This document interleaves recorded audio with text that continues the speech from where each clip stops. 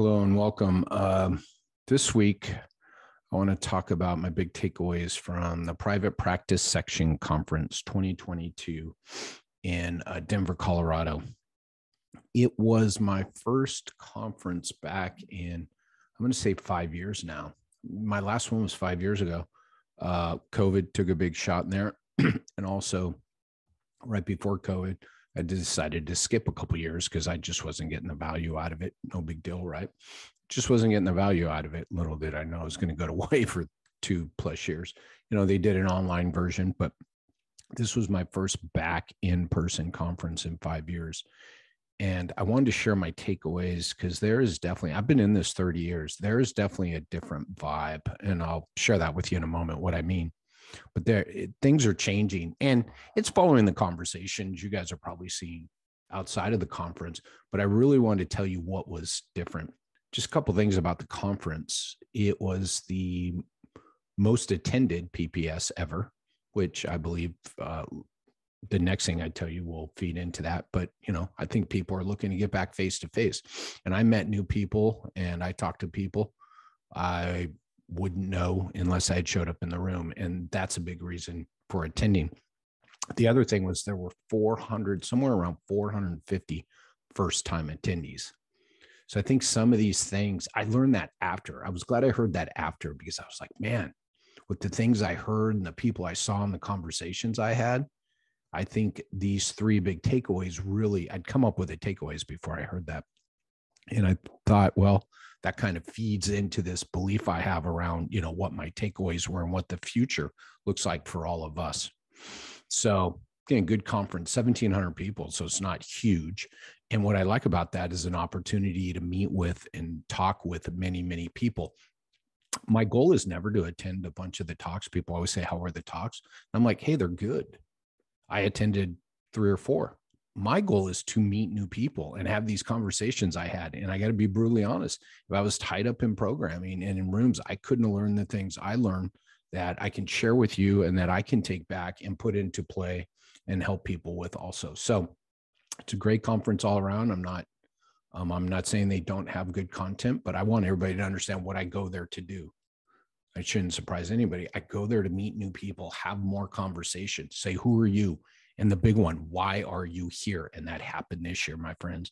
And it was when I started asking, why are you here? As I really realized the vibe and where the shift is this year. I'm going to say these are in no particular order, these top 3 takeaways, but number 1 is the biggest one. More people want your practice. That's what I learned this year. There are more people looking to, and we're going to have to break this down. I'm not saying buy. There are more people that want to be involved in your practice, want to acquire your practice, want to consolidate you with practices. There are more people that want to talk to you about the value of what you have built, right? We all know the big players. We don't have to go through them. Everybody only thinks about 4 or 5 of them.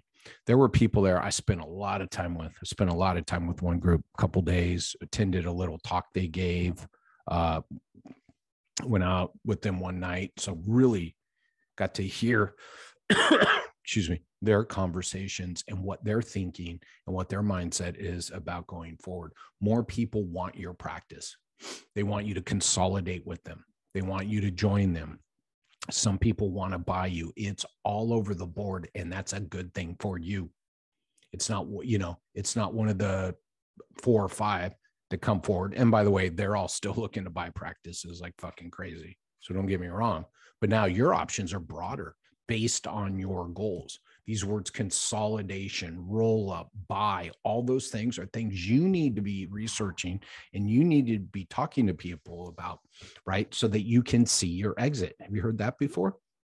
You can understand your exit. More people want your practice. That was my number 1 biggest takeaway. And by the way, I wasn't there 24 hours and I literally woke up that first morning and just went, holy shit, I cannot believe those conversations I had last night. Right. And there are good businesses out there. I'm going to tell you this right now. Don't get this bullshit idea. It's all corporate. It's all everybody trying to drive up numbers. It's not, my friends. And by the way, that's going to be your self-limiting factor if you don't learn more about these other groups and start asking yourselves questions and knowing where the value is in your business. There are very good groups out there doing very good things. I talked to a couple of them. All right. More people want your practice. That's takeaway number one. That's the big one. That's the big one. And it's on you to learn about them. It's on you to start doing your research now. And I got to go there. It's on you to start doing the work to figure out where is your exit, which one do you want to choose, and then make sure your practice is built in the manner that facilitates you taking that exit, driving more and more value in those things that you should in your practice. Takeaway number two, and this won't have as big an impact on you, but I think you'll all get it. Sales is here to stay, my friends. There were actually 2 talks with the word sales, S-A-L-E-S, in their title. I've never, ever seen that any year, ever, in the history of going to PPS. So sales is no longer a bad word. I'll just leave it at that. Here's the other thing. I heard the word sales used in more than just those 2 talks. So all I'm going to leave you here with is it's time for you to embrace selling in your business, not to sell your business, right? The selling within your business, to understand that patient life cycle, to embrace the sales processes and the sales cycles, and which of these roles need sales training, which of these roles need sales people in them, and what is that value? Here we go. I didn't even plan on doing this, but what is that value and what does it give back to? Number one, me understanding my exit. So sales is here to stay, my friends. It is a big takeaway because I've never seen it before. Two titles, 2 talks. It was in the title. And of course I went to them and the rooms were packed. That's what I loved. I walked in the room and I grinned ear to ear. I was like, go get them, man. And people are seeing it, right? I'm not quite sure they understand why they need it. That's okay. Hey, I need to listen to this. But sales is here to stay. Even at the association level, they're embracing it, right? They put people into roles to speak with the word sales in there. Okay. That's the second takeaway. Takeaway number 3 is you need to, this profession still, this was the one downside, I guess. This was one downside. You need to change your viewpoint on those things we have control over and where we need to focus. The number 1 is reimbursement. You guys call it, I call it payment. I heard the same complaining. I heard the same external factors. I've heard the same, I can't keep doing this if this doesn't change. But yet there's no conversation, right? The same person who's been coming to PPS for years and years and years. And by the way, some of the new people said they were there because of reimbursement and payment. So don't get me wrong. But I'm telling you, I've heard it forever and it's never fucking changed and it's never going to fucking change. Okay, people? It hasn't. The absolutes and numbers have never gone up, my friends. They've only gone down the 30 years I've been here. I'm here to tell you at the end of this is the best opportunity I've ever seen ever. If you shift your focus where the priorities need to be, shift them off of payment, shift them off of reimbursement, and do the work you need to do first. Because ultimately, the only decision maker that matters in your business is the person who chooses to see you or not, your patient, your client, your customer. All 3 of these, I'll probably lead this one into maybe doing 3 individual shows on this, because this one we could go on forever. And I don't want to get lost down in the weeds, but Jerry about reimbursement. I want to pull it back up to the higher level of we've got to quit defaulting to that. It's the default for everything.